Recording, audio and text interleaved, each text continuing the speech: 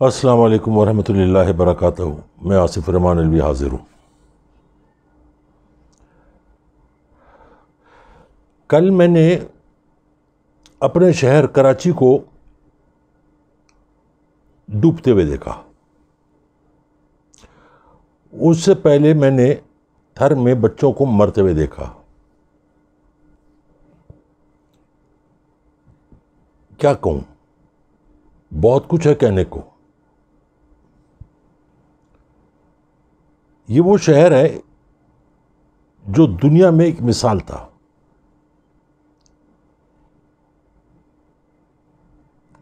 तैंतालीस साल से 42-43 साल से बीच में सिर्फ जनरल ज़िया-उल हक के दौर की बात हटा दें, पीपल्स पार्टी की हुकूमत रही है, जिंदा भुट्टो की।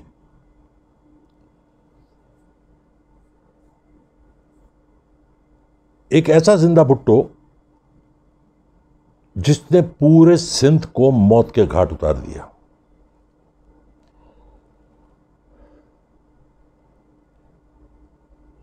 ज़मीर मुर्दा, एहसास से आरी, ईमान से खाली और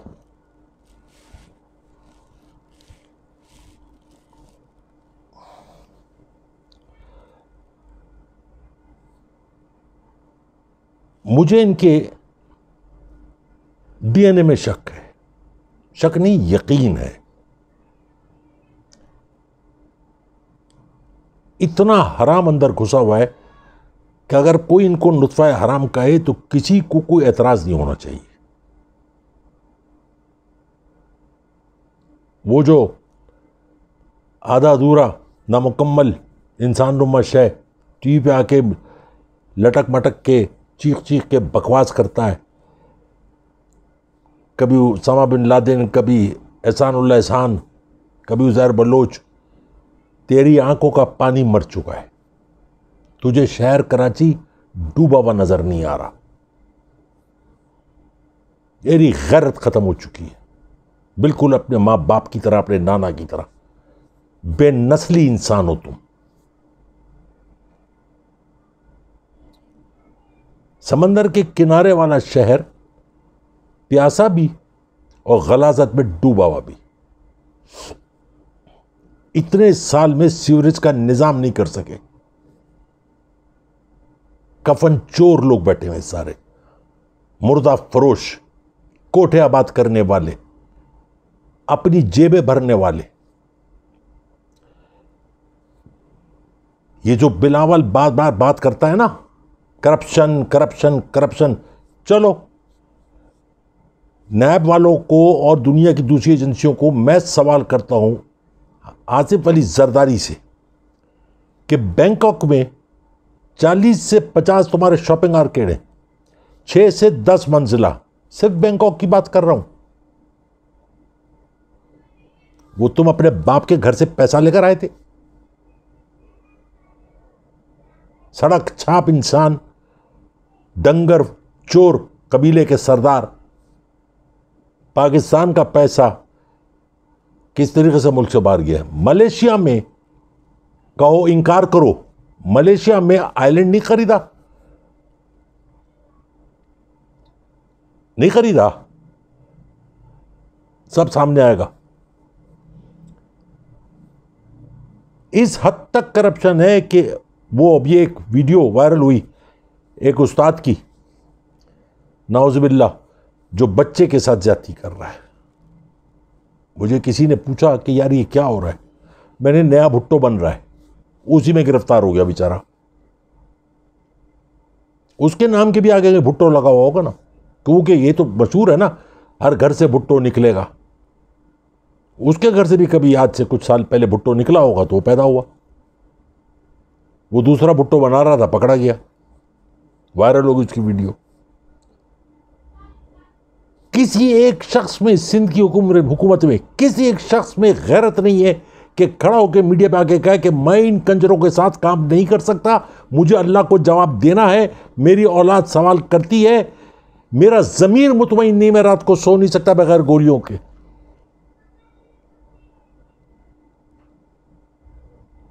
नाउज़ुबिल्लाह। कितना खाना है? अगर घर में तुम रोटी खाते हो तो कितनी रोटी खाते हो? पेट की आग तुम्हारी बुझ नहीं रही, हविस की आग। वो एक एडमिरल मंसूरुल्लाह अमेरिका से गिरफ्तार करके उसको लाया गया, कोर्ट मार्शल हो गया। किसी ने पूछा कि वो सबमरीन किसने बीच में डील कराई थी, कौन था? वो भुट्टो की बहन का बेटा था, तारिकुल इस्लाम। जैसे आपने कमीशन ली और साइड पे हो गया, अब मंसूरुल्लाह का कोर्ट मार्शल हो गया। मेरी मजबूरी है, कुछ लोगों को मैं नाम नहीं ले सकता। जैसे मुल्क की सरहदों के ऊपर कुछ गुमनाम सिपाही होते हैं ना, जिनका कोई नाम नहीं होता। ऐसा नहीं है कि कुछ पीपल्स पार्टी में गुमनाम लोग हैं, आज खामोश है, छोटे से फ्लैट में कहीं कोने गुंडले में रह रहे हैं। क्या मैं नहीं जानता उन लोगों को? जानता हूं। मैं वाजिद शमसुद्दीन से पूछता हूं, एक सहाफ़ी, टुच्चा सहाफ़ी, मैरियट होटल में इधर से उधर घूमता रहता था, मैंने खुद देखा है।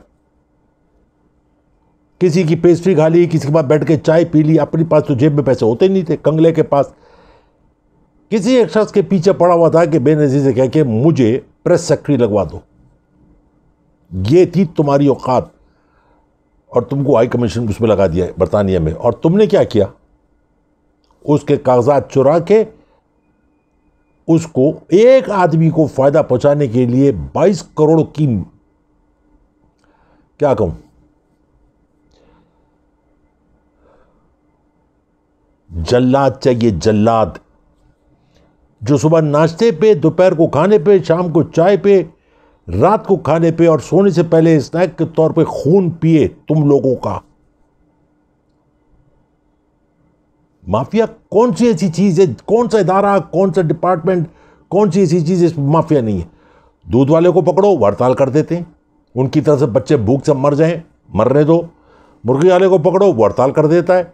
गोश्त वालों को वो हड़ताल कर देते हैं। सब्जी वालों को रोको, वो हड़ताल कर देते हैं। फिर एक नए हरामखोर आ गए बीच में, ऑयल टैंकर वाले। मुल्क गया जहन्नम में, इकोनॉमी जाती जाए। हम इनकम टैक्स नहीं देंगे, हम टूल प्लाजा नहीं, हम टूल टैक्स नहीं देंगे। और उसको सपोर्ट कौन कर रहे हैं? ये ही हरामजादे सिंध हुकूमत के, ये सपोर्ट कर रहे हैं, ये माफिया सपोर्ट कर रहे हैं। एक चीज खत्म नहीं होती है, वो ताजिर प्रगति शुरू हो गई, हॉर्न बजाएंगे, सबको जगाएंगे। डरो उस वक्त से जब कौम जाग जाए। जाग गई है, थोड़ा हौसला चाहिए कौम को। टैक्स नहीं देंगे, मुल्क से फरियाद करेंगे, हुकूमत से कहेंगे हमको दो, टैक्स नहीं देना। कल के कंगले आज के बगले बने हुए बैठे हैं। मुल्क को कुछ नहीं देना है, बस हमको दे दो, हमारा तल्लड़ भर दो। पागल हो जाए इंसान। मैं जो 2 घंटे की नींद लेता था, मेरी वो 2 घंटे की नींद भी खत्म हो गई। करवट लेता हूं तो कोई ना कोई चीज सामने आ जाती, फिर उठ के बैठ जाता हूं। अब वो दवाइयां महंगी करने की वो हो गई। खान साहब, कुछ लोगों का भी सोचिए, यही लोग आपके साथ खड़े होंगे। अभी खबर आई मुझको कि आपने 65 रुपए पीटीवी की फीस भी बढ़ा दी। कौन देखता है?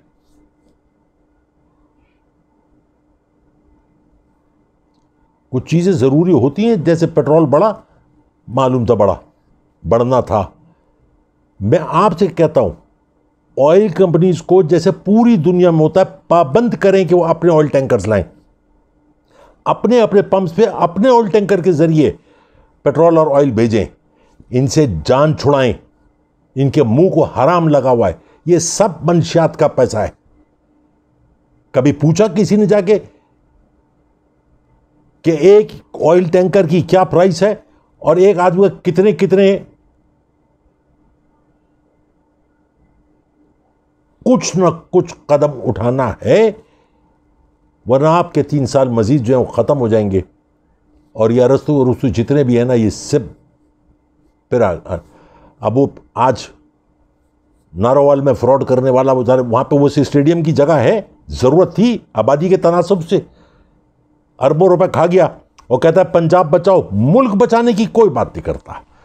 उधर वो सिंध को बचाने के लिए बैठे हुए हैं, इधर आप पंजाब को बचाओ, मुल्क जाए जहन्नम में।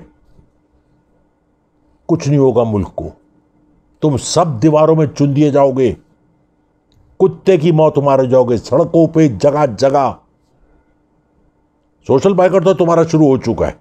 कल मुझे 2-3 जगह से खबर आई कि अंकल हमने अपना काम कर दिया। मैंने कहा जीते रहो बच्चों, यही हौसला चाहिए। कब तक और क्यों, किस लिए? कल तक वो बत्तख का बच्चा बैठा हुआ टीवी पे कहता था कि मैं बुजदार को और मैं इनको और इमरान खान को चैलेंज करता हूं कि मेरे अस्पतालों से मुकाबला कर लो अस्पतालों से मुकाबला। जिस तरीके से वहां गटर का पानी बह रहा है, इस तरह से तुम्हारी रगों में हराम का खून बह रहा है। कोई कुछ बोले ना बोले, अंदर से जो आ निकलती वो तुमको तितर बितर जरूर करेगी इंशाअल्लाह।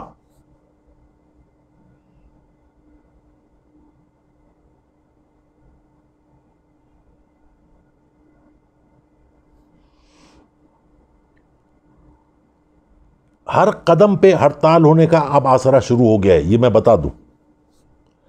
होगा कुछ नहीं, तकलीफ होगी थोड़ी, आवाम को भी होगी और हुक्मरानों को भी होगी।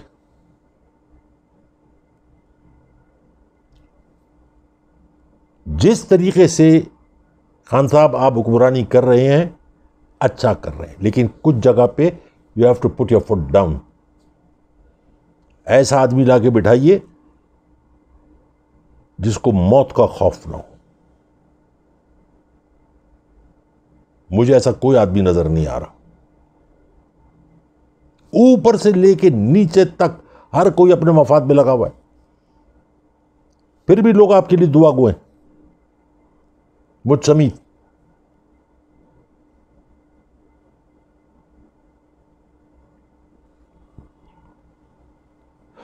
मैंने अभी कुछ दिन पहले 1-2 वीडियो पहले बताया था कि एक मेरी जानने वालों की बेटी टॉप किया था और किस तरीके से उसे मना कर दिया। आज आप देख लीजिए क्या हो रहा है। बोर्ड ऑफिस में आप जाइए, बात कीजिए, पैसे सेटल कीजिए और बच्चों को पास करा लीजिए। और ये सब के पीछे फौजिया वहाब का बेटा है, मुर्तजा वहाब। अच्छा, हमारे नसीबों में लोगों के बेटे बच्चियां ये रह गए, हमारी औलादें सब नाकारा हैं, सबकी। ना ब्यूरोक्रेसी में जा सकते हैं, ना किसी कंपनी में जा सकते हैं, कोई काम नहीं कर सकते, कुछ नहीं कर सकते। इन्हीं के बच्चे हैं, नाइजायज औलादें।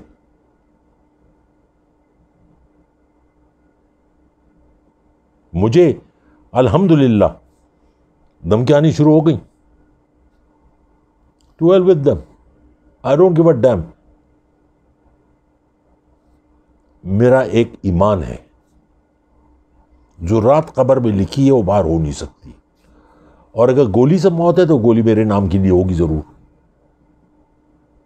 मुझे कोई डर खौफ नहीं है।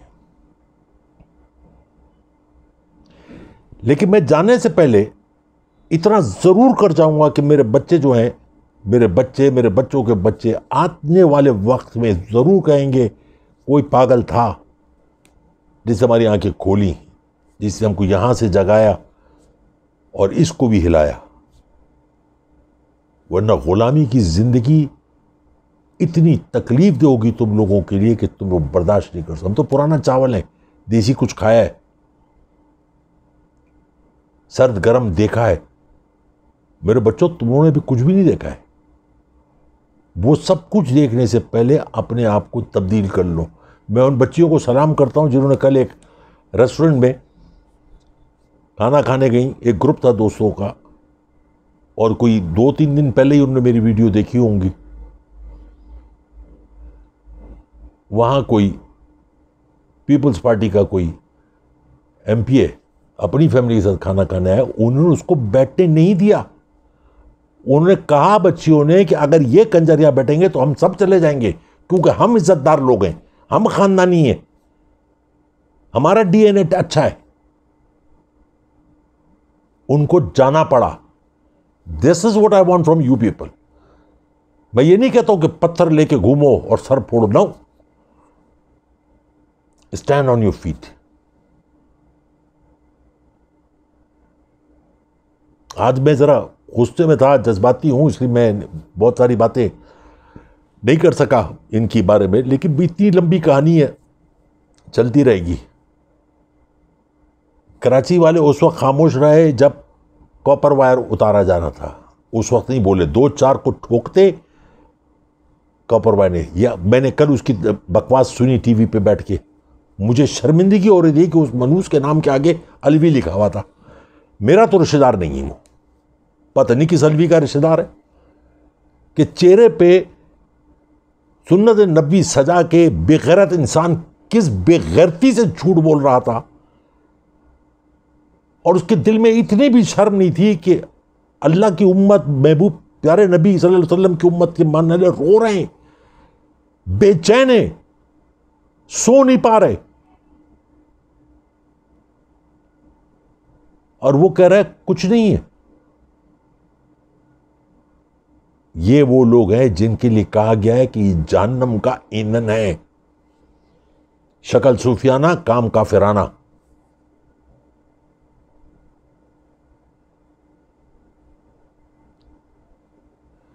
कल मैंने 2-3 ट्वीट्स देखी उनकी, कॉमेडियंस की, तकलीफ पहुंची। मुझे अभी लोगों ने बताया, मैंने उनका जवाब भी दिया, लोगों ने मुझे अभी बताया कि ये फेक अकाउंट है। उनको तरदीद करनी चाहिए ना, गालियां क्यों सुनते बैठ के, तरदीद करते कि हमारा अकाउंट नहीं, जिसकी भी है उसकी मां बहन करो। लेकिन वो चैनल जिसको बंद किया गया था अभी 24, उसमें इन सब की, जो ठाकुर की, चंद की, नसीमी की, इन सब की वीडियो की बार बार ब्रेकिंग न्यूज दे रहे थे। हाईकोर्ट ने खोला है। मैं कहता हूं ऐसे चैनलों को बंद करो। मीडिया का मतलब यह नहीं होता है कि आप जब चाहो, जिस वक्त चाहो, जिसकी चाहो मां बहने कर दो। आपको हुकूमत वक्त का साथ देना चाहिए। नवाज शरीफ का साथ देते रहे, इसलिए देते रहे कि लिफाफे आते रहे। न्यूज चैनल जो बंद हुआ था 24/7, 24 जो था, उसके पीछे था कि जो स्लॉट 35,000 रुपए का था, 1,75,000 रुपए मिल रहे थे। सब खुश थे। आज कितने चैनल है जो हुकूमत के वक्त, ARY समेत कितने चैनल है जो हुकूमत वक्त के साथ खड़े हुए, क्योंकि सबके रोटियां बंद हैं।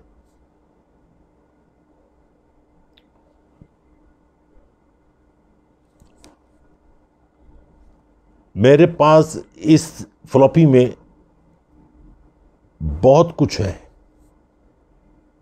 मैं यही बताता हूं कि जैसे जैसे आगे वक्त बढ़ेगा, मैं ख़ास तौर पे आज हुकूमत सिंध और इन सब के बारे में तो बात कर रहा हूं ना, मैं मौलाना फजलुर रहमान को कह रहा हूं कि तुम तैयार रहो। तुम्हारी औकात क्या है, तुम्हारी कीमत क्या है, और तुम कितने बाकिरदार हो, ये मैं लोगों को बताऊंगा।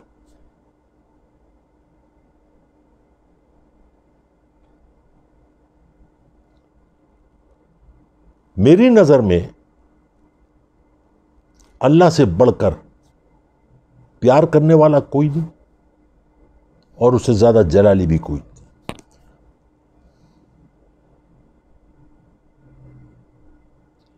मेरी कौम तो खड़ी हो रही है, हो चुकी है और हो रही है। मैं बार बार कहता हूं, खौफ में मत जीना, उससे मौत बेहतर है।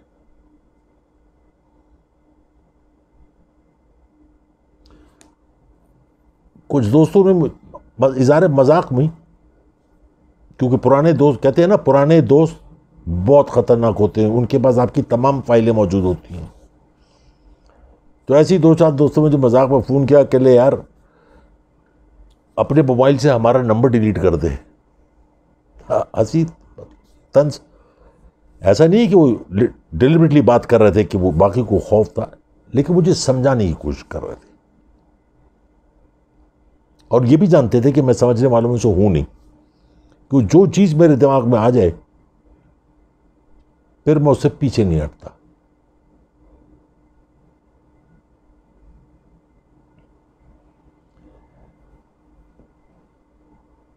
एक और चीज, इनके ये जो पार्लियामेंट में बैठे हुए लोग हैं ना, अंदर एक कैंटीन कह लीजिए आप उसको, कैफेटेरिया, जो चीज आपको बाहर 150, 200, 300 में मिलती है, वो अंदर यतीम है ना, सारे भिखारी लोग हैं अंदर जो पड़े हुए, मुफलिस लोग हैं। इनके बाप दादा ने इनको रोटी के लिए पैसे नहीं दिए, अंदर वो सब कुछ अब मिला मिलू के 30, 35, 40, 50 रुपए मिलता है। यही नहीं, वो वहां से अपने घर भी ले जाते हैं, दावतें करते हैं अपने घर में। इतने भिखारी हैं, झूठे साइन करते हैं 5,000 रुपए के लिए, आते लैंड क्रूजर में, आराम की लैंड क्रूजर में, झूठे साइन करते हैं, अपनी हाजिरी दिखाते हैं। क्या बात है यार, कितने खानदानी लोग हैं ये। राम राम जपना, पराया माल अपना। कब तक? मैं वादा करता हूं सबसे, मैं कोई चीज नहीं छुपाऊंगा। कुछ लोगों ने मुझसे जाती सवाल भी किया, तुम वो बताओगे? ये मैं बताऊंगा। मुझसे भी जो जाती वास्ता होगा मैं बताऊंगा, कोई चीज नहीं छुपाऊंगा। मैं नंगा करूंगा, कितना बड़ा आदमी हूं।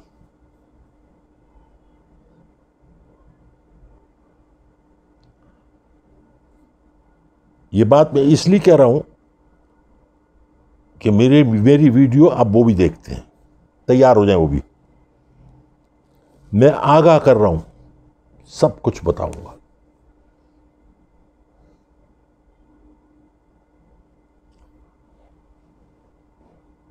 एमक्यूएम से कहानी शुरू होगी, लेकिन आगे चल के मैं बहुत कुछ बताऊंगा। लेकिन ये मैं बताऊं आपको कि पार्लियामेंट में इस वक्त कोई भी ऐसा इंसान नहीं है जिसको आप ये कह सकें कि ये खानदानी है।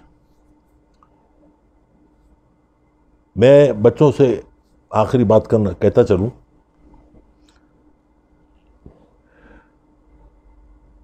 जिंदगी में कभी भी किसी से भी